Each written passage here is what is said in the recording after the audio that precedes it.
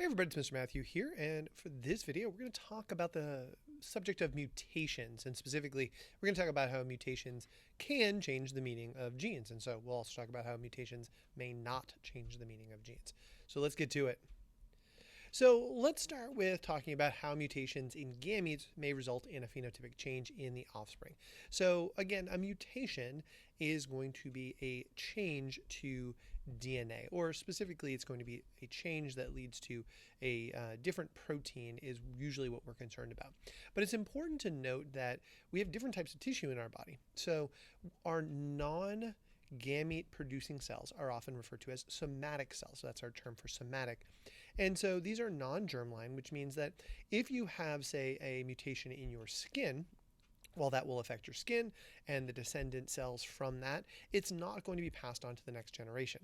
So we say somatic mutations, which are non-germline, cannot be inherited. That doesn't mean that you wouldn't necessarily develop a skin tumor or breast tumor or that sort of thing from that. But if a mutagen, something that causes a mutation, is exposed to a non-germline cell, those are non-inheritable traits. So those are not going to get passed on to that next generation. If, however, you have a mutation that takes place in the germline, either in sperm or eggs, or in the cells that develop into sperm or eggs, these can be inherited.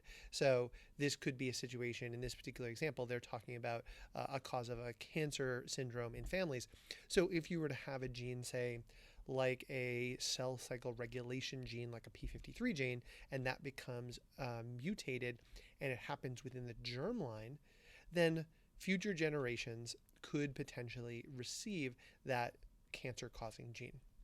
So it's an important note that the type of tissue that gets the mutation is going to play a big role on whether it's heritable or not, whether it will be passed on to those next generations or not. So let's now actually talk about types of mutations themselves, and let's explain how DNA in this case becomes altered and then affects these alterations can change proteins. So let's talk about our original DNA strand we have up there on the top. In fact, that's an original mRNA strand up on the top. And you can see that it's undergoing the process of translation in the ribosomes to turn from our AUG sequence down into the amino acid methionine.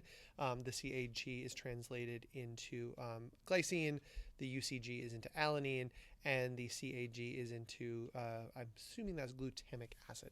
So we would see that that's our original case. So a mutation is going to see a change in that protein sequence in many instances. We're going to have a change to the DNA that leads to change in the RNA. And in the case of missense, what we're going to do is we're going to have a substitution of a C in our mRNA into a G into the mRNA. And now it's going to change our amino acid sequence from alanine to tryptophan.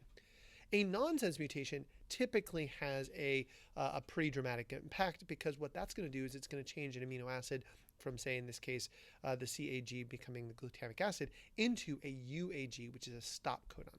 So this is going to truncate or shorten the amino acid sequence being made, or shorten the protein being made, and in many cases will make a non-functioning protein, or a protein that's missing a large piece of it. So now we're making something that's not the same protein. This is likely going to lead to a dramatic shift in the ability of this protein to function the way that it would have before.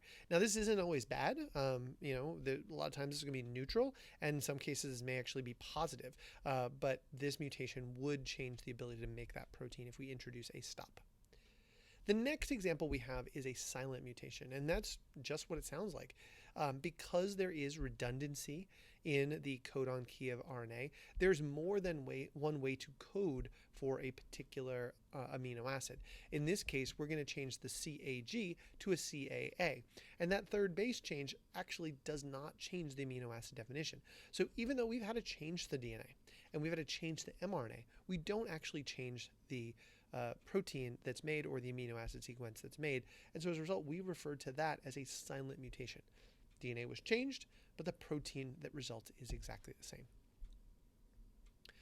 All right, so the other thing to think about is, and we're not really seeing this in this particular case, is that as we showed here, we talked about substituting nucleotides in these cases. But you can envision a case where, what if we were to insert into the sequence and I'll put an arrow right here. We inserted something right here.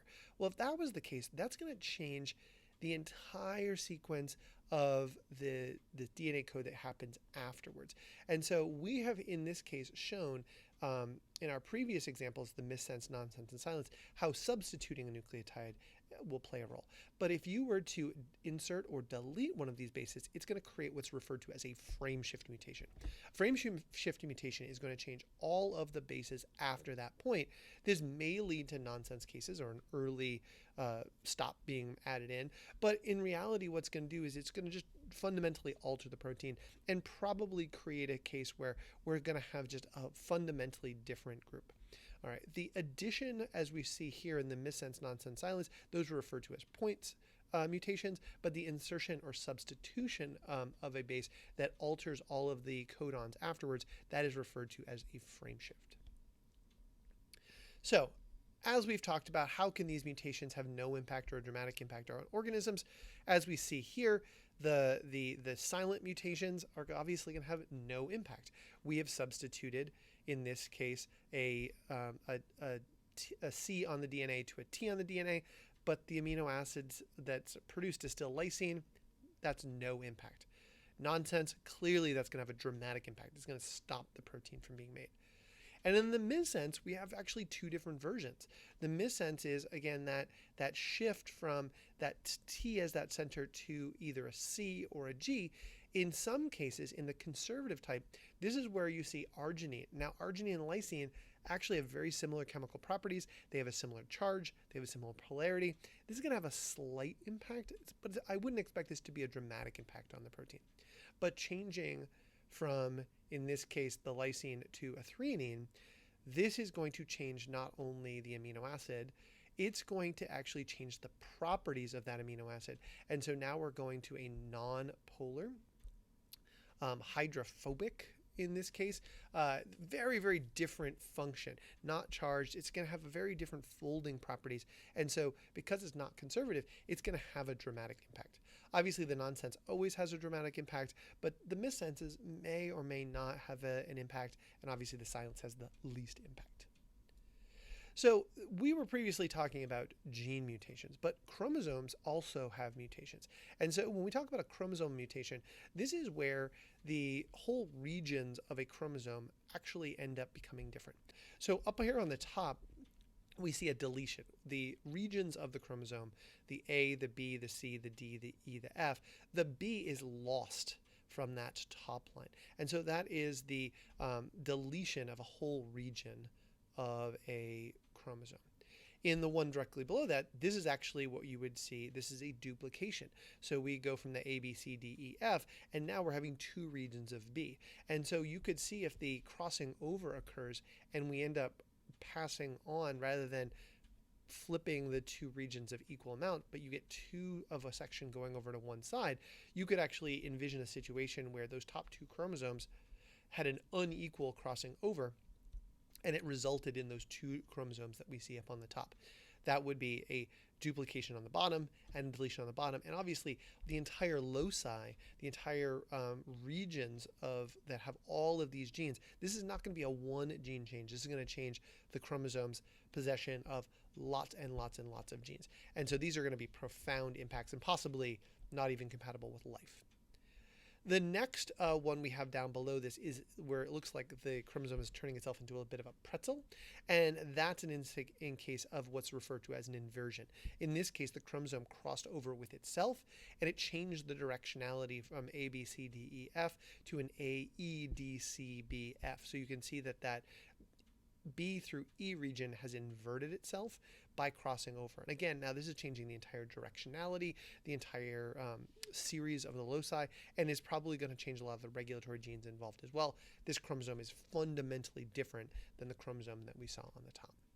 And then the last example we have here is an example of a translocation. These are non-homologous chromosomes crossing over with each other, creating two brand new chromosomes that occur.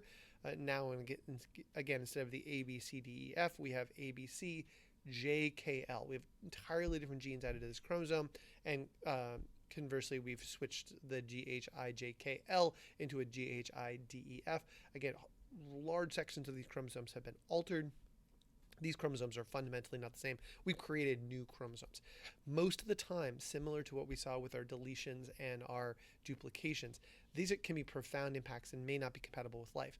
But when we look at chromosomal comparisons of different types of organisms, it's pretty clear that these chromosomal mutations occasionally are seen in evolutionary history. And when we compare chromosomes of closely related organisms, it seems that some of these chromosomal mutations may have played a role in speciation or the formation of a new group of organisms. So while rare in terms of survivability, these do seem to occur and occur in profound ways, sometimes leading to whole new branches of the tree of life. All right, well, I hope that was helpful, and I will talk to everybody soon.